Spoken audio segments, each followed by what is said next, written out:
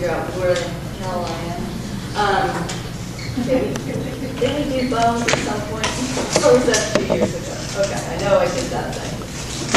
Right? Been talking about feathers. Yes. Beaks and beaks. Before you leave feathers, exactly how do they attach to them? Sorry.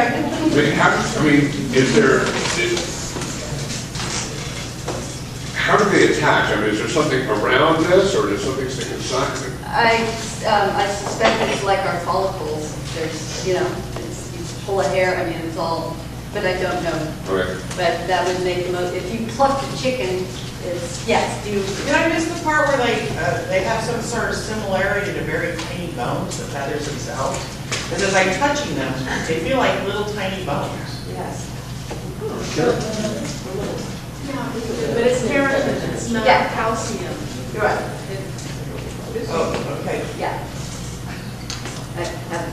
Yeah, no, they're not bones. It's when the shaft grows out, there's a blood vessel that goes through there that feeds it, and as the feathers grow, all of that kind of feeds it. And then once the feathers fully form, doesn't the blood vessel like die off and it's kind of pull back? Yeah. All over the Oh, which is why the Cassidy, they're asking, and could you say that once again, because that's. So basically, when the feathers, so a bird plucks out a damaged feather, a new one will grow in its place out of that same spot. And I believe it's like an exact duplicate, but there will be a blood supply to the shaft while it's growing and forming. And then once it's fully formed, something in their body tells it that blood supply to cut off. Yeah. So to save that energy, and then you get the nice hollow, lightweight shaft. And then the little feathers that come off the side, but it's not bone, But it's like fingernails, you've got the blood circulation, and then once, Yeah, you've got once the you dead get out spot. past the part where you don't need the blood circulation, you don't. It dies off. Thank you. That's what I wanted to know. Yeah. Motion to All go. right, Mom. Making stuff up back here. All right.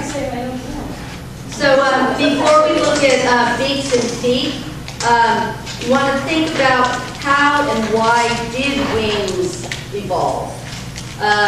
So they're not only for flying, most likely they were used by their ancestors for functions other than flight.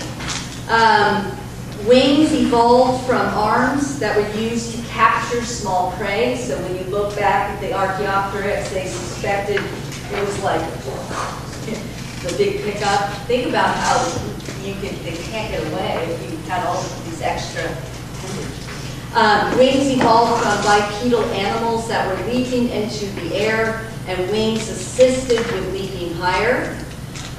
Wings evolved from ancestors that were gliding and began moving their gliding structures to produce thrust. Wings were evolved because the animals that had them survived the best. And of course, as Charles Darwin once wrote, that the force behind evolution is natural selection, and that natural selection changes as the habitat changes.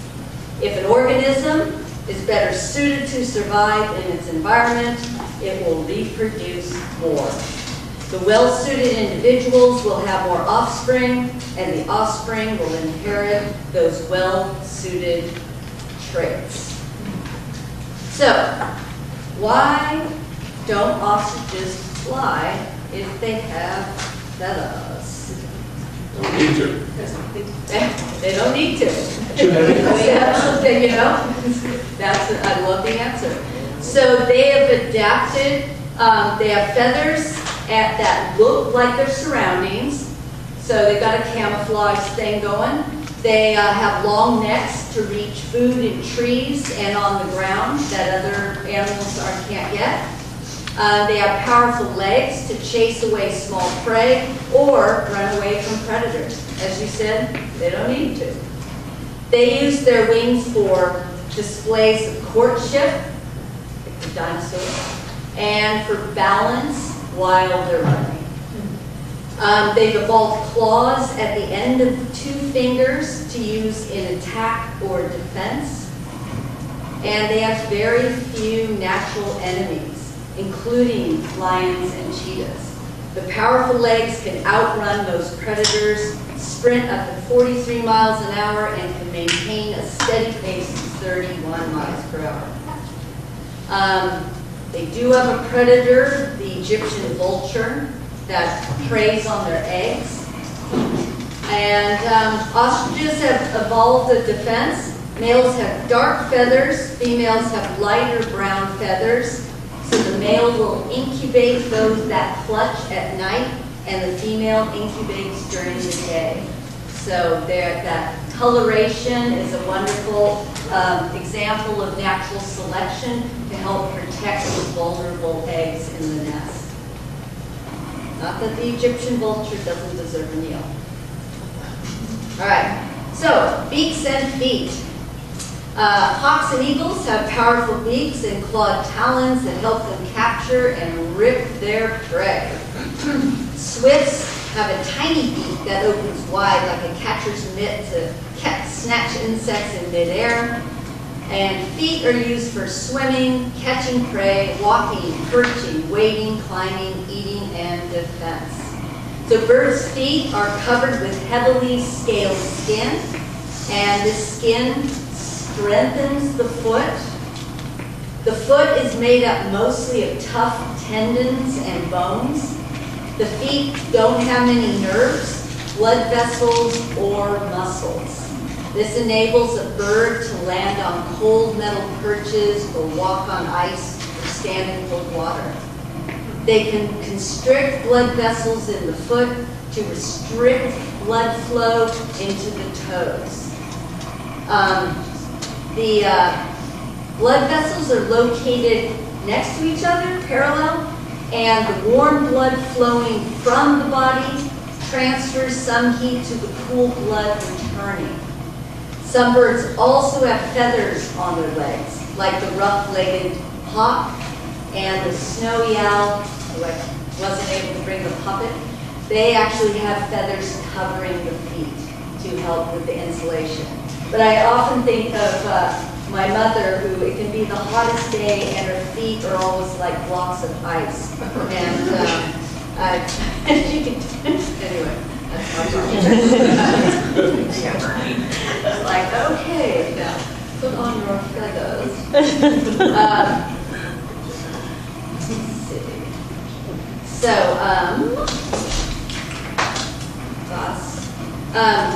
I don't know how much information we should be going into about feet. Certainly, different birds have different structures in the feet. Our macaws are zygodactyl. They have 2 in the front and 2 in the back. And by having that, they're exceptional climbers. And you can certainly see that anytime you're out at the exhibit. They're all about using their claws and their bills to travel around on the smallest stuff. They're like very, very adapted to that. A lot of feet, you get the perching birds that are 3 feet, 3 toes in front with 1 at the back. Perfect for holding on to that branch. You have powerful curved talons. Of course, the puppets are a little soft. But powerful curved talons, of course, for grasping and holding on to prey. Web feet, of course, are for swimming. Long, thin feet, you're going to have for those wading birds. So they're out there, they got that fabulous egret walk, where they're just thin, anyway, I love short birds. And then thick, stout feet are going to be on those runners. And then beaks all vary. When you're out in the zoo, what bird do you think of that has the largest beak? The hornbill. The hornbill, absolutely. And so they can be just these massive appendages. They can have like structures attached to them for sound. They're all, again, that natural selection and success.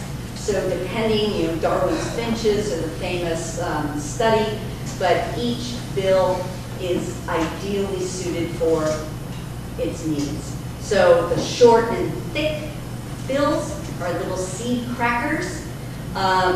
Long and thin, but slightly curved. What kind of bill do you think that's going to be useful for? Insect? Yeah, or like getting nectar out of a flower. It'd be nicer if I had pictures, it'd be a lot clearer. Strong chisel, like, so what are they doing? Drilling, definitely. Sharp, curved, and pointed. It's all about ripping up flesh. How about a long, flattened bill? Scooping water, water. Sifting and straining algae and plants in the water. And then what about a spear-shaped bill? Fish. Just bill comes down together, the quick stab, and it goes. So. Can you pronounce the bill for the hummingbird? Is it a terete? T-E-R-E-T-E. How do you pronounce that? T-E-R-E-T-E, a hummingbird bill. I don't know. I'm not even familiar with calling it that. So anyone else can answer that? I'm gonna look it up. Oh, please do. Please. Oh, okay, thank you. I believe you, teach me all you can. It only makes sense for this to be a simple. In the skeleton, we've got this combined lightness and strength. Bones are generally hollow, filled with these air spaces. The thorax, the pelvis, and outer wings are fused together for enhanced rigidity. And fused bones form a sturdy frame that anchors the powerful breast muscles during flight and supports the muscles when a bird is walking or at rest. Did we find out what it's called? Yes, terete is correct, and also terete. You can call it both. Right. Okay. How is it spelled again? T-E-R-E-T-E. Oh, gotcha. Okay. Okay, thank you.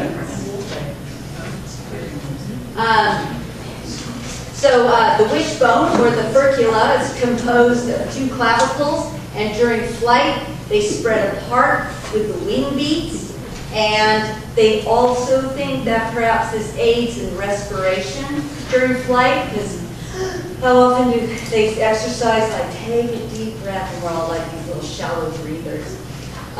Bird bones can be hollow, but can still weigh as much as a similar sized mammal. Birds have a greater bone density, more bone cells in the same amount of space. This combines with the hollowness, makes the skeletal structure longer and stiffer when compared to bones in mammals. The bones also have struts. Yeah. I have such a hard time getting my brain around that. I spend all day talking about bone health to my patients. Yeah. I thought air-filled bones have a low bone density. I don't understand. I think it has a lot to do with all these, the struts and trusses that are inside the bone. And again, it would be great if there was a visual here, which I don't have. And that would, and that is, an internet search way to have a better idea, especially if you're in the field of understanding bones. There you go. There's your bone structure. Yeah. Look at our glue. Oh, good. Excellent. We should, that's perfect. Bird bones also have air sacs in them as well. So because of the struts and trusses, I like that, that gives the bones extra strength. So being small boned and probably a candidate for osteoporosis, I need some struts and trusses. All right.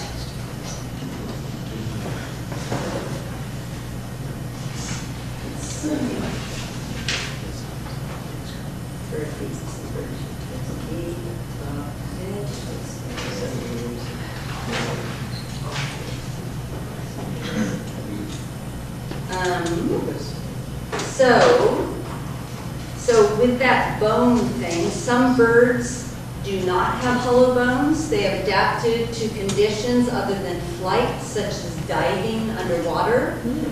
So you have birds like loons and grebes that have solid bones or mostly solid, I don't know to what level, to aid in diving underwater for fishing. And they, of course, are just beautiful. I was out in Monterey whale watching with Chris Allen, the animal, she took care of the animals in the animal education room for ages. And there were the shearwaters were coming through and you just can't believe the speed in which they just hit that ocean.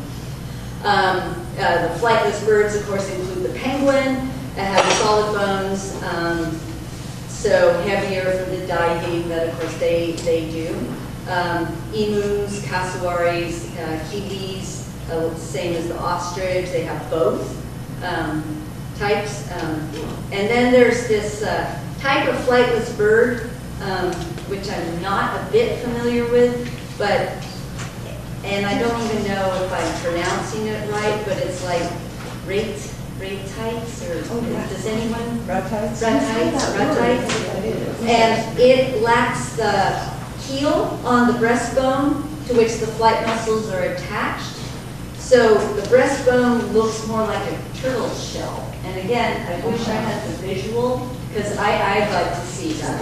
So it's described as looking kind of like a raft, which gives it its name. So there's always something just phenomenal.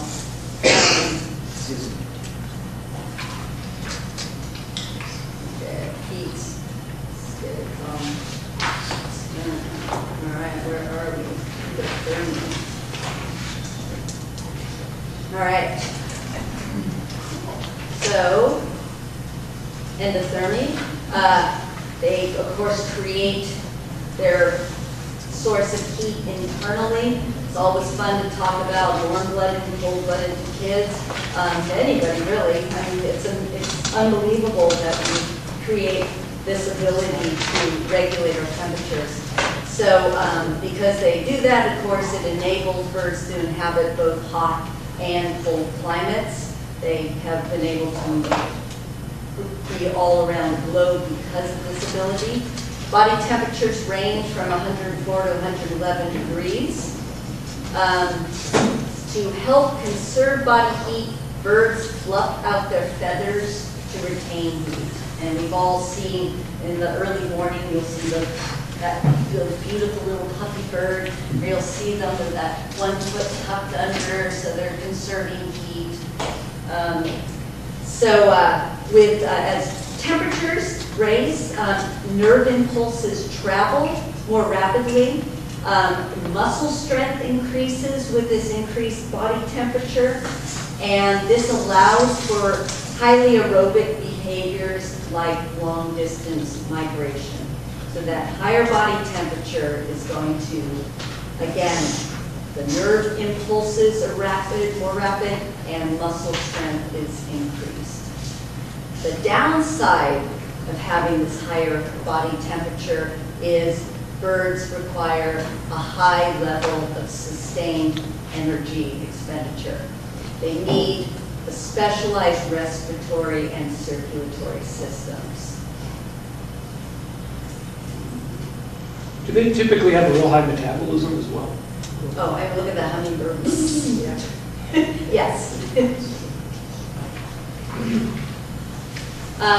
Digestive and excretory systems. So here's a charming side view of a bird.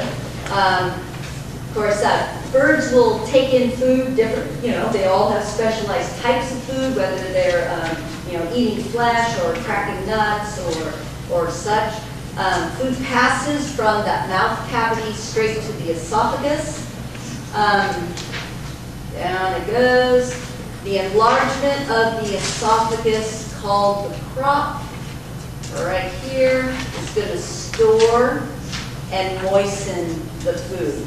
Where as we, of course, I always like to go to the hornbills in particular, because if they're feeding, they'll pick up something and just smack it back. And so I ask the kids, you know, how do you eat? And they'll say, oh, you bite it. And I said, and then you just tip your head back and you throw it back in your throat. They're like, no. And so getting them to understand, you know, the process of bite, chew, how important it is to have saliva in our mouths and a tongue to work it up till it's small enough to swallow. But in the case of a bird, it needs to eat and get out of the way. You don't have the luxury of chewing and enjoying your meal without someone eating you.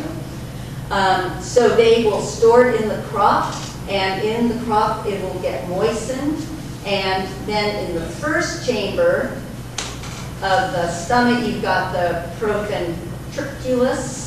The gastric fluids are going to start breaking down this food, so it has been, you know, moistened, and now we're getting the gastric juices that are going to start breaking it down, just like in most animal stomachs. And then it's going to pass through the gizzard, which is a muscular organ that kneads and crushes the food. So birds have a simple but efficient digestive system. It works quickly to provide energy and minimize weight of undigested food. The crop acts as a storage pouch. The bird can cram in food in a shorter time and process it later. So there's really no stomach, because there isn't stomach. Yeah, it's just, yeah, exactly. It's not, it's just going to be a much, it doesn't have this extra weight of an appendage, really. As the first food is working its way through the body, more from the crop, well, it says can enter the stomach. So, you know, so the chambered stomach, okay, that's my mistake. So this, when I use that, when we looked at that word, the procontriculus, that is a chambered stomach. It's not showing it in the picture here. It's between the crop and the gizzard? Yes, because it's going to be moistened in the crop. It's going to then be transferred into the first chamber of the stomach, and then the crop is, and then, of course, I'm sorry, it's not being able to see, then it goes to the gizzard.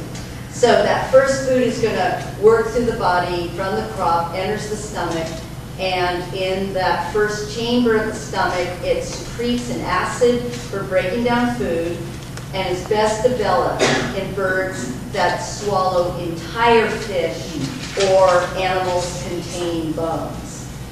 A loggerhead shrike can digest an entire mouse in 3 hours. Wow.